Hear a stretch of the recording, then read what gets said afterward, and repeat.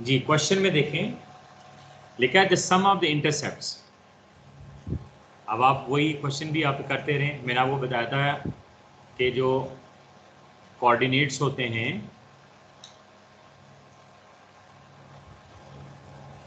ठीक है, जो कोऑर्डिनेट्स हैं वो बेसिकली हमारे पास एक्स एंड वाई होते हैं, हमने डिस्कस किया है। तो जब एक्स एंड वाई है तो इसका मतलब उस पर कॉन्स्टेंट वैल्यू भी दो हो सकते हैं। एक होगा एक्स इंटरसेप्ट, एक होगा वाई इंटरसेप्ट। इंटरसेप्ट वो कांस्टेंट वैल्यू है जहां पर दूसरा वेरिएबल जो है वो जीरो हो, उसको इंटरसेप्ट कहते हैं। दो इंटरसेप्ट हो गए ना, एक्स इंटरसेप्ट वाई इंटरसेप्ट। अगर कोऑर्डिनेट दो हैं, अगर एक्स और वाई दो हैं, यानी मीन के प्लान के ऊपर एक्स और वाई होते हैं, दो एक्स एंड वाई, ठीक है, एंड टू एक्स एक्स और टू वाई वाई, नहीं एक्स और वाई होते हैं, तो डेफिनेटली अलॉन्ग एक्स एक्सिस और अलॉन्ग वाई एक्सिस दो इंटरसेप्ट भी होते हैं। तो x intercept and y intercept ये आपके पास लिखा हुआ है। सम, सम का मतलब है प्लस, ठीक है। The plus of the intercept of the straight line on the axis, axis का मतलब दोनों हो गए, एक्स हो गया एक्स एक्सिस और वाई एक्सिस हो गया। एक्सिस प्लूरल फॉर्म आ गया, इसमें दो हो गए, एक्स एक्सिस वाई एक्सिस। लिखा है on axis is 5 and the product of the intercepts is 6। हम लेट करते हैं जो एक्स इंटरसेप्ट आपके पास है वो बेसिकली ए है, और जो वाई इंटरसेप्ट है, सर एक्सक्यूज मी सर, जी प्रोडक्ट मींस मल्टीप्लाई। हाँ हाँ यस, प्रोडक्ट मीन मैं लिखना भूल गया, यस ये मल्टीप्लाई, प्रोडक्ट मीन मल्टीप्लाई। ये दो हमने फाइंड कर लिए। मैं क्यों कर रहा हूँ ए और बी, कुछ भी कर सकते हैं। ए और बी क्यों कर रहा हूँ, ए और बी इस वजह से कहो A is constant and B is constant. A और बी इस वजह से कर रहा हूँ कि हमारे पास जो इंटरसेप्ट फॉर्म होता है ना, आपको याद होगा फार्मूले में intercept form, equation of the straight line को कैलकुलेशन का इंटरसेप्ट फॉर्म वो क्या है, x over a y over b is equals to 1, x over a plus y over b equals to 1। ये तब यूज करते हैं जब इंटरसेप्ट गिवन हो। अब यहाँ पर हम इंटरसेप्ट फाइंड करने जा रहे हैं। अब कैसे करें चेक कर लीजिएगा। उसने पहली स्टेटमेंट क्या है, the sum of the intercept, तो सम होगा तो a प्लस बी, उसकी वैल्यू है 5k, equation 1, and the product a into b which is equal to 6 आपके पास हो गया। ये दो इक्वेशन हमारे पास आ गए। अब याद रखें ये दो हैं, इसको साइमल्टेनियस कहते हैं, हो गया। More than one a set of equation, more than one equation is given, या a set of equation is given, तो हम इसको क्या कहते हैं, साइमल्टेनियस इक्वेशन। कल हमने साइमल्टेनियस इक्वेशन में कैंसलेशन मेथड अप्लाई किया, आज मैं उसका अगला मेथड जिसको हम सब्स्टिट्यूशन मेथड कहते हैं वो अप्लाई करने जा रहा हूँ। अब मैं क्या करूँगा, जो आपके पास है फाइंडिंग ए फ्रॉम इक्वेशन 1, तो ए के लिए इसको सॉल्व करूं, 5 माइनस बी आ जाएगा, ये आपके पास एक इक्वेशन बन गई। अब मैं इसको क्या करता हूं, पुट इन इक्वेशन 2, ये जो पुटिंग होती है इसको हम सब्स्टिट्यूट कहते हैं ना, सब्स्टिट्यूट करना। तो हम क्या कहते हैं उसे, पुट इन 2, तो 2 आपके पास क्या है, a b equal to 6, a की वैल्यू आपके पास आ रही है 5 minus b into b equal to 6, 5b b into b square 6, तो इसको आप उस साइड पे ले जाएं तो हो जाएगा b square minus 5b plus 6 is equal to 0। तो यहाँ पर आपका क्वाड्रेटिक दोबारा से आ गया फैक्टराइजेशन, यहाँ कोएफिशिएंट 1 है, यहाँ 6 है, तो हम लोग क्या करेंगे, 1 6 जा 6।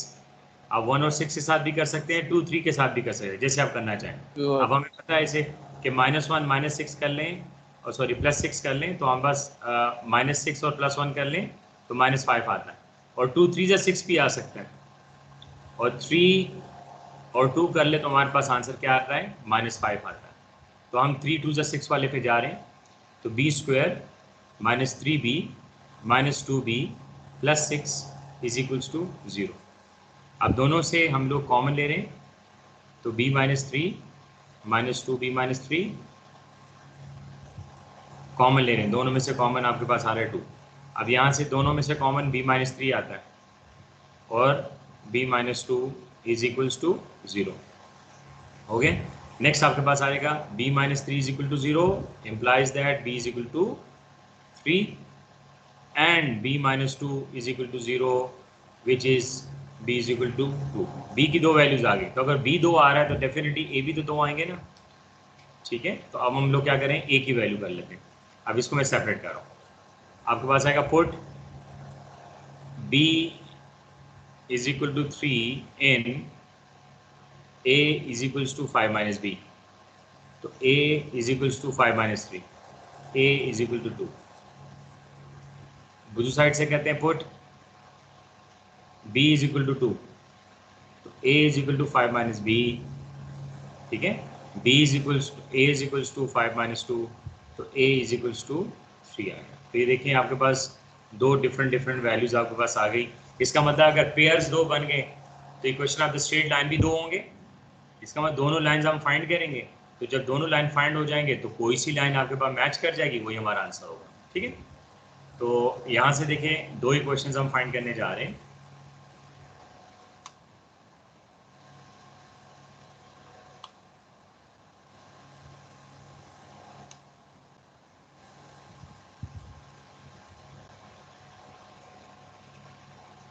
ठीक है, फर्स्ट इक्वेशन अब इंटरसेप्ट फॉर्म में हम यूज करें तो x over a y over b is equal to 1। अब ये फॉर्म इसके लिए स्पेशल, याद रखें यहाँ पर 2.1 पॉइंट फॉर्म वाले की बात ही नहीं है, सिर्फ इंटरसेप्ट फॉर्म है। तो इंटरसेप्ट फॉर्म में हम सबसे पहले कह रहे हैं a इज इक्वल टू 2 और b इज इक्वल टू 3, मैं ये पुट करने जा रहा हूँ। तो अब देखो होगा x equal to divide by 2 plus y divide by 3 is equal to 1। 3 और 2 का एलसीएम 6 आता है, 2 3 जा 6, 3 इंटू एक्स, 3 2 जा 6, 2 into y is equals to 1। तो यहाँ से आपके पास देख लें तो 6 यहाँ पर मल्टीप्लाई हो जाएगा, तो 3x plus 2y is equal to 6। अब मैंने अभी ऑप्शन नहीं देखे कि ऑप्शन में क्या इज इक्वल टू 6 दूसरी साइड पे क्या इज इक्वल टू 0 है, वो डिपेंड करता है कि आपके पास आंसर क्या आ रहा है। तो ऑप्शन में मैं देखूँ तो सारे इक्वेशन 0 की इक्वल है, इसका मतलब मैं इसको इक्वेशन फाइनल इक्वेशन लिख सकता हूँ 3x plus 2y minus 6 is equal to 0। ये आपका equation of the straight line बन गया फर्स्ट। सेकंड के लिए वो कह रहा है, सेकंड की कैलकुलेशन कर रहा है वो, तो a इज इक्वल्स टू आपके पास आ रहा है 3 और b इज इक्वल्स टू 2, तो x over 3 y over 2 is equals to 1, तो एलसीएम 6, तो यहाँ से सब वैल्यू चेंज हो रही है, 3 2 जा, तो यहाँ से आपके पास वैल्यू बन जाएगी 2x प्लस 3y, 6 को साइड में मल्टीप्लाई किया, तो 2x plus 3y minus 6 is equal to 0। अब जो सा आंसर आपके पास मैच कर जाए, या ये करता है या ये करता है, वो आपका आंसर, ठीक है।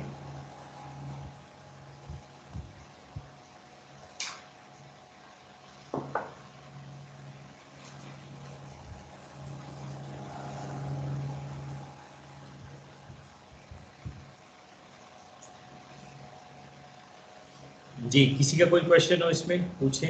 अच्छा, मुझे नहीं पता कि जो मेडिकल के स्टूडेंट्स हैं उनको एलसीएम लेने में प्रॉब्लम तो नहीं आ रही, और अगर सपोज के लिए किसी को भी एलसीएम लेने में प्रॉब्लम आ रही हो, फैक्टराइजेशन में प्रॉब्लम आ रही हो, और अगर वो नहीं पूछ रहा, ठीक है, तो वो प्रॉब्लम क्रिएट कर रहे हैं। ऐसे ही है ना, क्वेश्चन के लिए तो बिल्कुल मेरे आपको ओपन हैंड दिया हुआ है ना, कोई कंपल्शन तो नहीं है ना। आप मुझे उसी टाइम उस स्टेप के अंदर रखें, सर ये स्टेप दोबारा करो, मैंने इनकार नहीं किया।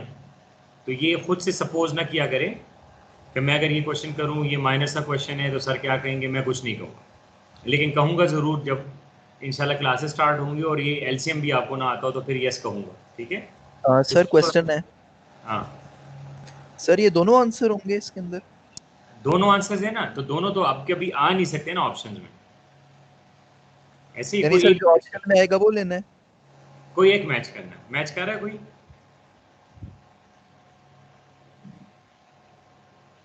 Yes sir, sir option A match करें। बस ठीक है, वही आपका आंसर सही है।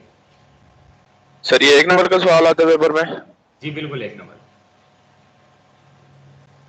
आइए तो हम कैलकुलेट कर रहे हैं ना, तो लग रहा है कि शायद बहुत सारा इसके अंदर वर्कआउट है, लेकिन जब आप ये आपकी प्रैक्टिस में होगा तो क्या ये देखिए, ये वाला जो स्टेप मैं कर रहा हूँ, चेक कर लें, ये मैंने लिख दिया, ये क्या मुझे इसके नीचे ये वाले स्टेप्स जो है वो करने चाहिए? मुझे यहाँ से डायरेक्ट पता चल जाएगा ना कि बी के इतना कितनी कितनी वैल्यूज आएगी। जब ये स्टेप हो गया तो ख़त्म ना। तो ये तो मैं जाहिर सी बात क्लास के अंदर प्रैक्टिस जब कर रहे हैं या सोल्यूशन कर रहे हैं तो सोल्यूशन सब होता है ना। ऐसे ऐसा हम मेच्योरिटी लेवल पे जाएंगे तो फिर हम कट डाउन करेंगे स्टेप्स को। सीबीएस की प्रैक्टिस जो होती है वो इस तरह नहीं होती ना कि आप कंप्लीट एक एक क्वेश्चन करोगे देन आप कर लेंगे। ये इसको ज़हन में रख लें। कभी भी जिसका माइंड है ना, अक्सर होता है कि सर जब तक मैंने क्वेश्चन पूरा सॉल्व नहीं किया होता ना मुझे सेटिस्फेक्शन नहीं होती। लेकिन अब सारी की सारी स्ट्रेटेजी चेंज करनी पड़ेगी। अगर नहीं करेंगे तो हम अपोजिट जाएंगे तो डेफिनेटली हमारी प्रॉब्लम स्टार्ट हो जाएगी। आई कैप के लिए कोई परेशानी नहीं है, वो अगर फेल करे ना उसको खुशी ना खुशी को कोई बात नहीं। मेन चीज़ ये कि हमने सक्सेस लेना है, तो हमने उसकी रिक्वायरमेंट के ऊपर करना है अपने आप को सेट। लेकिन ये नहीं करना कि उनकी रिक्वायरमेंट हमारे हिसाब से सेट हो, ये हो ही नहीं सकता। इसको जहन में रखें। तो सीबी की जो रिक्वायरमेंट होती है वो थोड़ी सी आम जो कैलकुलेशंस वगैरह वाले या मैनुअल आपके पास वे होता है उससे डिफरेंट होती है। तो मैनुअल तो आप क्लास के अंदर क्वेश्चन जब तक सॉल्व नहीं करते हो या अगर तो आप रोक ले रहे हैं सर सब्र के लिए क्लास में कर लूँ, ठीक है, बाद में क्योंकि हम लेके नहीं जाते कि हम चले इसको बाद में हम सॉल्व कर लेंगे। इसको जहन में रख लें। तो किसी को अगर एलसीएम में प्रॉब्लम आ रही हो तो वो अभी से क्लियर कर सकता है, ये ना हो कि आप मिड में पहुंचे उसको एलसीएम में प्रॉब्लम हो। किसी को इक्वल टू ये क्रॉस मल्टीप्लिकेशन में प्रॉब्लम आ रही हो कि क्या कह रहे हैं तो हमारे लिए प्रॉब्लम हो सकती है आगे, ठीक है। तो इसको जहन में रख लें। यस मैं कह सकता हूँ कि जो आपके पास कॉमर्स वालों के लिए प्रॉब्लम नहीं है, आईसीएस वालों के लिए, जनरल साइंस वालों की भी प्रॉब्लम नहीं है, ठीक है। मेडिकल साइंसेज वाले 2 साल की बात कह रहे हैं, लेकिन अगर एलसीएम वगैरह में प्रॉब्लम तो काइंडली वो थोड़ी सी प्रैक्टिस कर लें। और मैंने उनको बताया कि 7, 8, 9, 10 7, 8 की बुक ले लें, उसमें तो बेसिक्स बताए हुए हैं ना सारे, एलसीएम कैसे लेते हैं, अगर आपका डिनोमिनेटर सेम हो तो तब आपका प्लस माइनस कैसे होते हैं, अगर डिनोमिनेटर डिफरेंट हो तो एलसीएम कैसे फाइंड करते हैं। ये एक्स्ट्रा एफर्ट इसको करना पड़ेगा प्रोफेशनल लेवल पे, उस अप के ऊपर लाने के लिए ये करना पड़ेगा। नहीं आता तो आप अगर क्वेश्चन मुझसे नहीं करते तो ये प्रॉब्लम हो रही है, लेकिन आप क्वेश्चन ज़रूर करेंगे। मैं बार बार आपको मोटिवेट कर रहा हूँ इस चीज़ के लिए कि जहाँ आप देख रहे हो कि मुझे प्रॉब्लम आ रही है या मैं ये स्टेप मुझे नहीं समझ आ रही, जैसे मैंने कर लिया, आप मुझे स्टेप बता दें सर इसकी नहीं आ रही, मैं वहाँ से दोबारा से कर देता हूँ, ठीक है। लेकिन ये कि आपकी सेटिस्फेक्शन इंपॉर्टेंट है। सर ये 2.9 जो आपने क्वेश्चन करवाया ये मुकम्मल करवाया, सोल्यूशन आप करके मुझे दे देंगे? मतलब उसी पेज पे कर दीजिएगा, मैं ज़रा देख लूँगा, मुझे इसका पता नहीं है। मैं y = 120x + 20 तक गया हूँ, उसके आगे सर वो सिग्नल का इशू हो गया। अच्छा, हमने वैसे सॉल्व किया है ना, ये कोई जो है ना ग्रुप पे जरा शेयर कर ले, अगर किसी ने पिक्चर ले ली थी उसी ग्रुप पे जरा शेयर कर ले, अगर नहीं किसी ने तो डेफिनेटली मैं सॉल्व करूँ, अगर किसी ने सॉल्व ठीक हो गया सर मैंने पिक्चर ली हुई है, मैं सेंड कर दूंगा ग्रुप में। चले बस कर दे, कोई मसला नहीं। हेल्प एक दूसरे कर लिया करें, उन्होंने क्वेश्चन रेज किया तो जिसका हो चुका होगा, अगर नहीं हुआ होगा मैं सॉल्व करके सेंड करूँ। सर ये 2.2 तो एक दफा फिर बता दें। कौन सा 2.2 इसका वो समझ नहीं आ रहा। कौन सा वाला 2.2 2.2 जी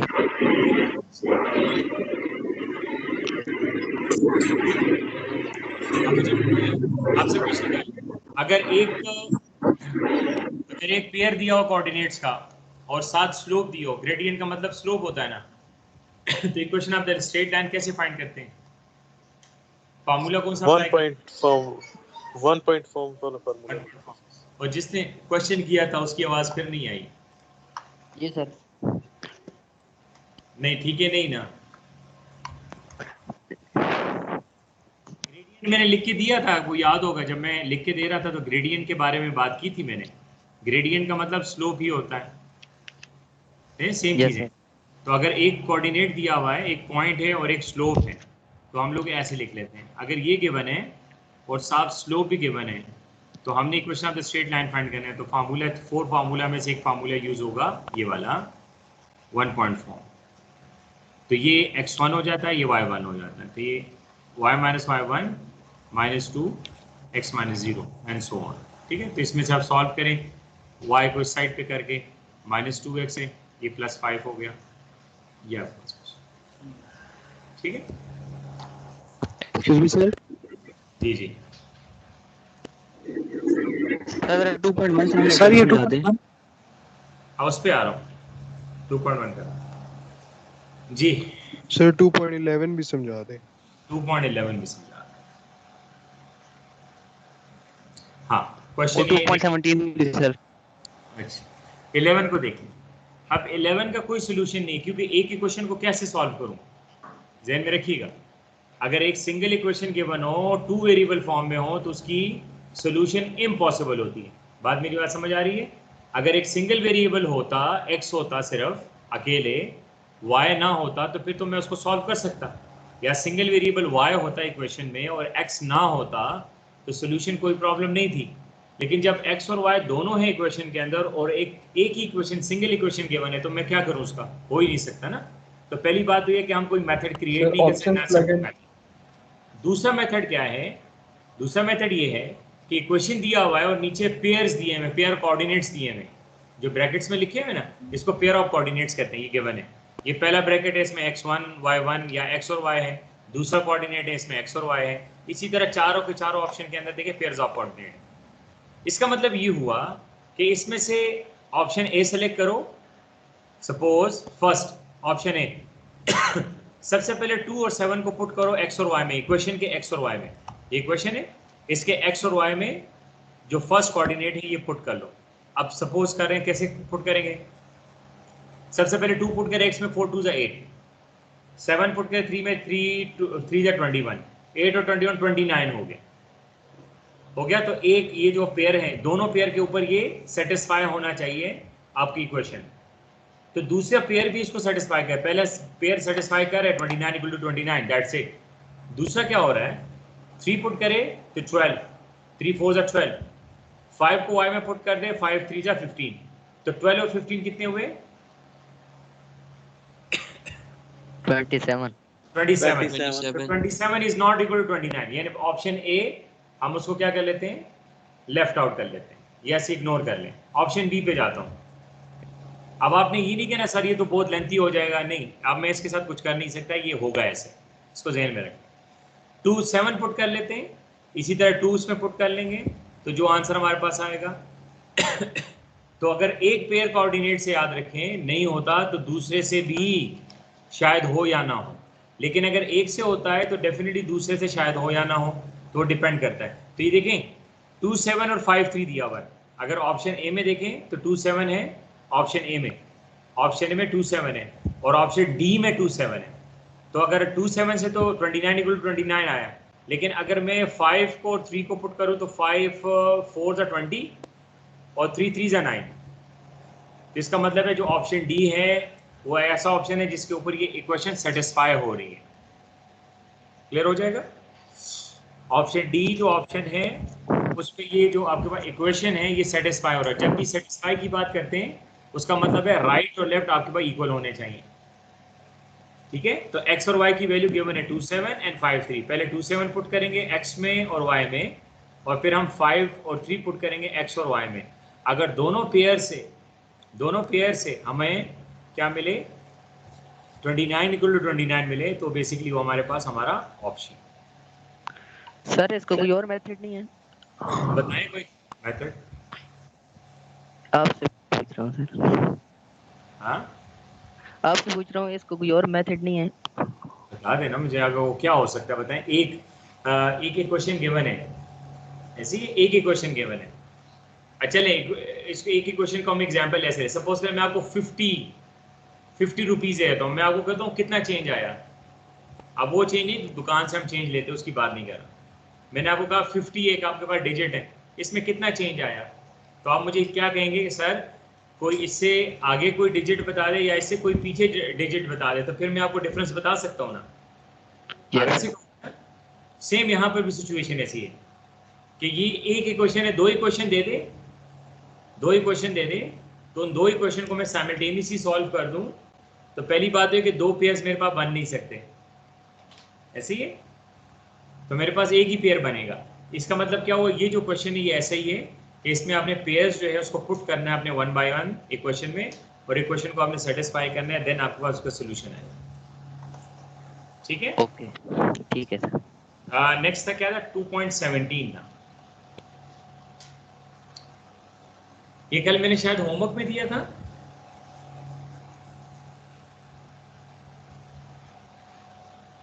जी सर ये आपने करवाया था कल क्लास में, बता दिया था आपने। चले मैं ये दोबारा हो गया था सर। ठीक है, वो एक ही प्रॉब्लम थी ना इसने क्वेश्चन की, मैं दोबारा से कह रहा हूँ, चेक कर लीजिएगा।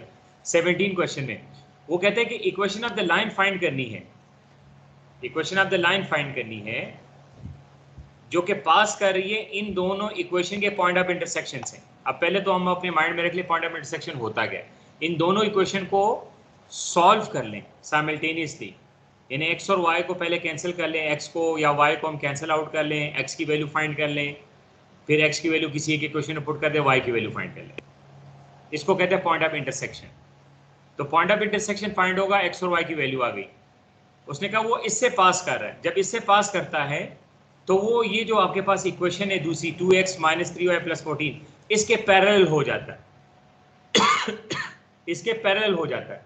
तो हमें पता है जब कभी भी दो लाइंस आपस में पैरेलल होती है तो उनकी स्लोप क्या होगी, सेम होगी, इक्वल होगी, ऐसे ही ना। जब दो लाइंस आपस में पैरेलल होती हैं तो उनकी स्लोप्स क्या होती है, इक्वल होती हैं। हाँ, ये आपके पास लाइन है, इसकी हमने स्लोप फाइंड करनी है। तो जो इस लाइन की स्लोप हमारे पास आएगी वो वही स्लोप होगी जो कि equation of the straight line की होगी, ऐसे ही ना। उसने कहा equation of the straight line pass कर रही है पॉइंट ऑफ इंटरसेक्शन से और जो कि पैरेलल है किसके, 2x - 3y + 14 = 0 पे। तो पहली बात तो है कि हमारे पास आ जाएगा कोऑर्डिनेट, x और y वैल्यू आ जाएगी पॉइंट ऑफ इंटरसेक्शन से। दूसरी बात कि जो हमारे पास ये इक्वेशन है 2x - 3y + 14, इसको हमने स्लोप इंटरसेप्ट फॉर्म में कन्वर्ट कर देना है, हो गया। वहां से हमने m फाइंड कर लेना है। वो जो m होगा उसको हम पुट करेंगे equation of the straight line के फार्मूले में, y - y1 = m × x - x1। y1 और x1 पॉइंट ऑफ इंटरसेक्शन होंगे और जो m होगा वो इस लाइन की स्लोप होगी।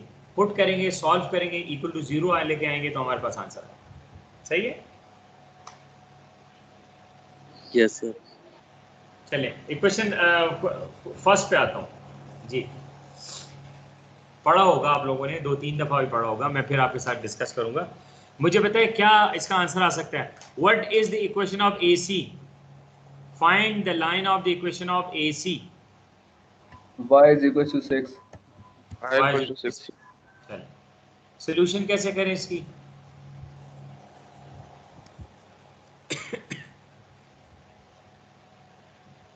डिटेल में ना जाए, डिटेल में तो उसने बताया हुआ है कि 0, 6, 16 आ रहा है, C की वैल्यू ये आ रही है, स्लोपिंग ऑफ लाइन ये गिवन है। लेकिन आपने डायरेक्ट जाना है, उसने लिखा क्या हुआ है, equation of the line find करे AC। तो AC आपके पास ये गिवन है जिसको हॉरिजॉन्टल लाइन कह रहे हैं। हॉरिजॉन्टल लाइन बनी है ना। हॉरिजॉन्टल लाइन क्या क्यों बनी है, क्योंकि देखें C के ऊपर x जो है वो 0 है, x 0 है, लेकिन 6 जो है वो y की वैल्यू है। तो हम कहते हैं वो intercept along y axis x 0 होता है, along y axis x 0 होता है। तो जो y की वैल्यू होती है उसको हम y इंटरसेप्ट कहते हैं। और y इंटरसेप्ट जहां पर हो वहां से अगर हम लोगों ने लाइन ड्रॉ करनी है, ठीक है, तो वो हॉरिजॉन्टल बन जाती है जो कि x एक्सिस के पैरेलल होती है, x एक्सिस के पैरेलल होती है। अब मुझे बताएं ये AC लाइन जो गिवन है, AC पूरी लाइन जो है, कोऑर्डिनेट पे ना जाए। अब एक कोऑर्डिनेट गिवन होता ना, ए का कोऑर्डिनेट अगर गिवन होता, सही, या फाइंड हो सकता होता, इसको ज़हन में रख लें। तो फिर हम ए कोऑर्डिनेट फाइंड करते तो ए और सी इनका हम लोग क्या कर लेते, 2 पॉइंट फॉर्म अप्लाई करके equation of the straight line निकाल लेते हैं। लेकिन यहाँ पर ए कोऑर्डिनेट है नहीं ना, हम फाइंड कर सकते हैं। लेकिन हमें इतना पता है कि हॉरिजॉन्टल लाइन हो तो उसकी स्लोप क्या होगी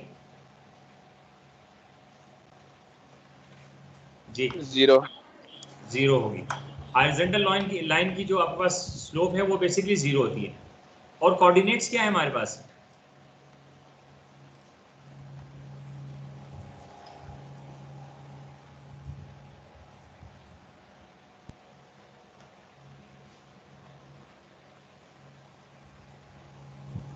जी कोऑर्डिनेट हमारे पास C है ना। अब आपके पास क्या है, AC इज हॉरिजॉन्टल,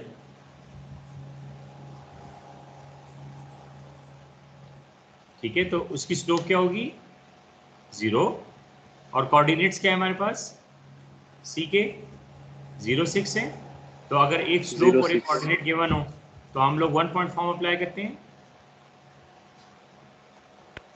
तो ये हो जाएगा y माइनस y1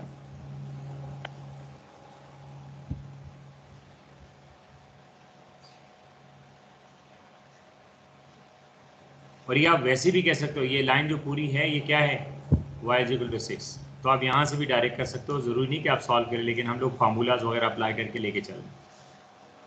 ठीक हो गया जी, हो जाएगा। कंफ्यूजन तो नहीं आ रही बीच में क्वेश्चन में? No sir. No sir. Horizontal की 0 होती है तो वर्टिकल लाइन की स्लोप क्या होगी? इन्फिनिटी होगी। चलिए देखें, अगर सपोज कल वर्टिकल होता है, ये लाइन ही वर्टिकल होती, सपोज कल ऐसे होता,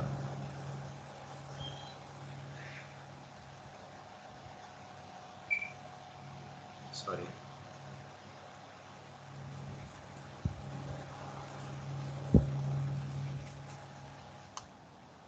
सपोज कल आपके पास ऐसी लाइन बनी होती, ये एक्स एक्सिस है, वर्टिकल लाइन बना होता ये सपोज कर, और यहाँ पर वैल्यू दी होती, सपोज इसी 0.6 को ले लेता हूँ, तो वर्टिकल लाइन x = 6 हो जाएगा।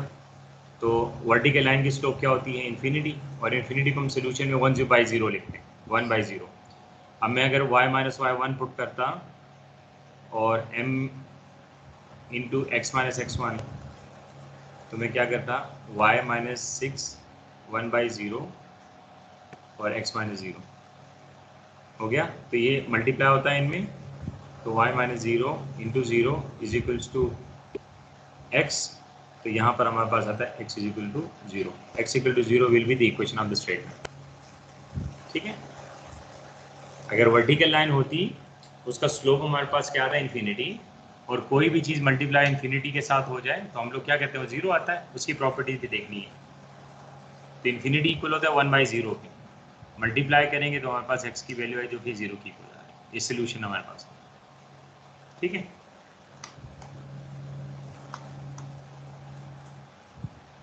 अभी भी आपके पास टाइम है। जो स्टूडेंट थोड़ा स्लो है और स्लो करे, कोई मसला नहीं, वो आहिस्ता आहिस्ता करे, आहिस्ता से, जैसे उसकी अभी है आहिस्ता आहिस्ता उसकी तेज़ी आएगी। कभी ऐसा नहीं कि आप बिल्कुल हर चीज़ 1 मिनट के अंदर चेंज कर लें, करते रहो, लेकिन जहाँ आप स्टक होते हैं तो काइंडली क्वेश्चन कर लिया करो कि सर ये मुझे नहीं आ रहा।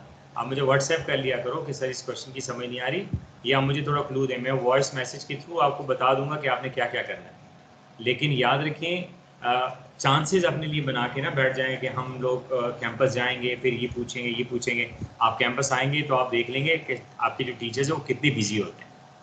ठीक है, तो फिर वो 5 मिनट में 2 मिनट में वो काम नहीं होता, उसको आपको बिठा के अच्छा खासा वर्कआउट करना पड़ता है। तो आप थोड़ा सा इन चीज़ों पे ध्यान दें। ठीक है, तो साथ साथ इसको करते रहे, साथ साथ पूछते रहे। चलिए हम आते हैं अपने दूसरे जो टॉपिक है, वो कल भी हम डिस्कस करेंगे इंशाल्लाह, लेकिन आप अभी उसको थोड़ा सा कर रहे हैं।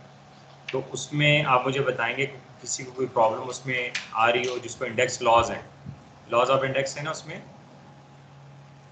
लॉगरिथम्स भी आएंगे। बहुत अच्छा टॉपिक है लॉगरिथम्स का, और बड़ा फेवरेट टॉपिक है आई कैप का, 1 मार्क के क्वेश्चन के लिए बड़े फेवरेट है जी। ये आपके पास हैं सारे जो है ना उसमें बताए हुए हैं फार्मूलाज, बल्कि लॉज यहाँ पर हैं, ये रूल्स बताए हुए जिसको हम लोग लॉस कहते हैं। ये देखें यहाँ पे उसने सारा बताया, और देखिए एग्जाम्पल भी दिए हैं। सबसे अच्छा जो इसमें वे है वो आपके पास एग्जाम्पल है सारे। देखें ये जो इस साइड पे सारा के सारे फार्मूलाज आ रहे हैं, और फिर इसकी एप्लीकेशन बताई हुई है। देखें अगर कोई भी वेरिएबल है उसका हम लोग 0 पावर ले लें तो हमारे पास क्या वैल्यू आ रही है, 1 आ रही है। अगर कोई हो तो हमारे पास वही आ रही है। अगर कोई 2 बेस सेम हो और आपस में मल्टीप्लाई हो रहे हो तो पावर मल्टीप्लाई नहीं, पावर प्लस होते हैं या माइनस होते हैं, ऐसे हम करते हैं। अगर आपके पास ये गिवन है 4th नंबर, अगर आपके पास 2 वेरिएबल और डिवीजन में हो और सेम वेरिएबल हैं तो उनके आपके पास जो पावर्स होते हैं या माइनस हो जाते हैं या प्लस हो जाते हैं, और डिपेंड करता है कि आपके पास वैल्यू आ रही है। सिमिलरली आपके पास अगर एक पर्टिकुलर वेरिएबल है उसकी पावर हो और होल पावर भी गिवन हो तो पावर्स आपस में मल्टीप्लाई हो जाते हैं। जब बेसिस सेम हो और आपस में मल्टीप्लाई हो, यानी मीन एक्स और एक्स, ए और ए, बी और बी, इसको हम कहते हैं बेसिस सेम हो। अगर बेसिस सेम है, वेरिएबल सेम है और उनकी जो पावर्स हैं वेरिएबल सेम है और मल्टीप्लाई तो उनकी पावर ऐड होते हैं। एक अगर वेरिएबल एक ही है और उसकी पावर है और उसकी होल पावर है तो वो दोनों आपस में मल्टीप्लाई हो जाते हैं। क्लियर हो गया? फिर उसके बाद उसने ये लिखा हुआ है, देखें कि x b बाई a का मतलब क्या है। b को आप क्या करें, गिवन है 1 बाई a आपके पास आया, तो 1 बाई a, तो 1 बाई a 1 बाई 2 की तरह होता है, 1 बाई a 1 बाई 2 की तरह आपके पास आता है। कहते हैं ना स्क्वायर रूट अगर गिवन हो तो उसको अगर हम लोग लेके आए फ्रैक्शन में, तो स्क्वायर रूट फ्रैक्शन में 1 बाई 2 की इक्वल होता है ना, ऐसे ही होता है। तो कोई भी वेरिएबल हो अगर उसका स्क्वायर रूट होता है तो बेसिकली 1 बाई 2 होता है। अब ये देखिए वो कहता है कि अब 2 वेरिएबल है, 3 वेरिएबल है, अगर उसकी पावर एक ही है तो जितने भी वेरिएबल होते हैं उनके पास अलग-अलग पावर्स आ जाते हैं, सिंगल पावर्स आ जाते हैं। सिमिलरली अगर आपके पास कोई वेरिएबल है उसकी पावर माइनस है, उसका रेसिप्रोकल लें तो उसकी पावर पॉजिटिव हो जाती है, या रेसिप्रोकल में से उसको अगर लेके आ जाए न्यूमिनेटर से डिनोमिनेटर में लेके आ जाए तो पावर अगर आपके पास जो माइनस है तो प्लस हो जाता है, प्लस है तो माइनस हो जाता है। ठीक है। और सर इसी तरह ये तो 7 क्लास में, ये तो 7 क्लास में पढ़े थे ना करना यार 7, इसमें सीए वाले फंस जाते हैं, क्या करें। सही है, 7 बहुत दूर है ना, आपको माइंड चेंज हो जाता है। बिल्कुल वही है, 7 वाले हैं, लेकिन इसकी एप्लीकेशन कर रहे हैं। ठीक है, अब इसकी एप्लीकेशन अगर हम देखें तो अच्छा, प्रैक्टिस टेस्ट या आपके पास जो दूसरे न्यूमेरिकल वगैरह दिए होते हैं प्रैक्टिस के लिए, उनमें से छोड़े कुछ भी ना करे सारे, और जहाँ जहाँ प्रॉब्लम हो तो मेरे साथ डिस्कस जरूर करें। अब सेल्फ टेस्ट में देखें, ये अब आपके लिए ये ओपन हो गया, कल मैंने इस पर डिस्कशन करना स्टार्ट करनी, ठीक है, लेकिन आपसे जितने हों ये स्टार्ट वाले आपसे हो जाएंगे, लेकिन ये भी नहीं कह रहा कि आप सारे मुझे करके दिखा देना, मैं आपको 1 बाय 1 डिस्कस करूँगा, ठीक है, कि आपके जहन में आ जाए, ये सारा दोबारा रिवाइज हो जाए, आपको पता चले कि करना क्या होता है। फिर मैं आपको इसके ऊपर क्वेश्चन सेंड करूँगा, फिर आप देखें क्या आया, वो आपसे होते हैं कि नहीं होते, फिर वो चेक करेंगे। हाँ, सेल्फ टेस्ट में देखें, ये जैसे दिया हुआ है 1.1 कैलकुलेटर से हो रहा है, हमें करने की ज़रूरत नहीं है, तो कैलकुलेटर में पुट करेंगे, 0.04 का स्क्वायर रूट लेंगे, आपका आंसर आ जाए, जो आंसर वो मैच कर लें, आपका आंसर है। ठीक है, तो इसका कोई सोल्यूशन नहीं होता। फिर मैं कह रहा हूँ हम सीरीज में बैठने जा रहे हैं, मैनुअल वर्क नहीं करें, आई कैप आपका मैनुअल वर्क नहीं देख रहा कि आपने कितने पेजेस भरे, याद रखें, और एग्जाम में आपको 3 से 4 पेजेस अवेलेबल होते हैं, तो काइंडली उस टाइम लड़ाई झगड़ा ना करें कि और पेजेस दे दें। ठीक है, तो आई कैप को पता है कि सीबी है और सीबी में बच्चे ने क्लू लेना होता है, हर एक क्वेश्चन सॉल्व करें, और आप चले एक एक क्वेश्चन सॉल्व करें ना तो 70 क्वेश्चन होंगे तो 3 घंटे में सॉल्व हो जाएंगे, पॉसिबल ही नहीं है। ठीक है, तो थोड़ा सा हम अपने माइंड को थोड़ा मेकअप करेंगे, इंशाल्लाह ऐसा ऐसा चलते जाएंगे तो ये क्लैरिटी हमारी आती है। ठीक है, तो सेल्फ टेस्ट 1 है उसको आप स्टार्ट ले लें, ये देखें इसमें यूज़ हो रहे हैं, इसमें ये रेशियो के क्वेश्चंस आ जाएंगे, मैं आपके साथ रेशियोज जो है ना आपके साथ शेयर करूँगा। ये जैसे आपके पास है sum of means, product of means, product of extreme, ratio कैसे लिखा जाता है, रेशियो और रेट में क्या फ़र्क होता है, तो ये जैसे क्वेश्चन आएंगे साथ साथ फार्मूलाज भी आपके आते जाएंगे। ठीक हो गया, उसको साथ साथ हम करते जाएंगे, ईजी होगा।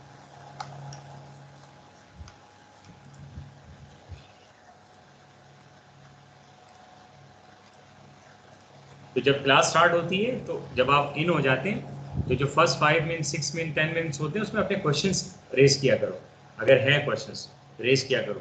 क्लास में अगर प्रैक्टिस आप कर रहे हो, मैं आपको क्वेश्चंस करा रहा हूँ, कहीं स्टेप पे समझ ना आए हो तो उसी टाइम स्टेप का बता दें, मैं दोबारा से आऊँगा, बेशक एक इंडिविजुअल क्यों ना हो। ठीक है, फिर हमने ओवरऑल देखना है कि हम लेट ना हो, सब लेट ना हो। अगर आप सब रियलाइज ये कर रहे हैं कि सब अब सर कंटिन्यूटी चल रहे हैं तो ठीक है, क्वेश्चन का वेट करें, जैसे हो जाए तो बताएं कि सर ये स्टेप आपने कैसे किया, मैं आपको स्टेप बता दूंगा, इसी तरीके से क्लैरिटी आएगी। लेकिन इस पे जहन पे हरगिज़ ना रहे कि ऑनलाइन में क्या पूछना होता है, ऑनलाइन का नहीं, लेकिन सब्स्टिट्यूट है हमारे पास इस टाइम यही। अब ये दुआ करें कि 15 से आपके कॉलेज खुल जाए।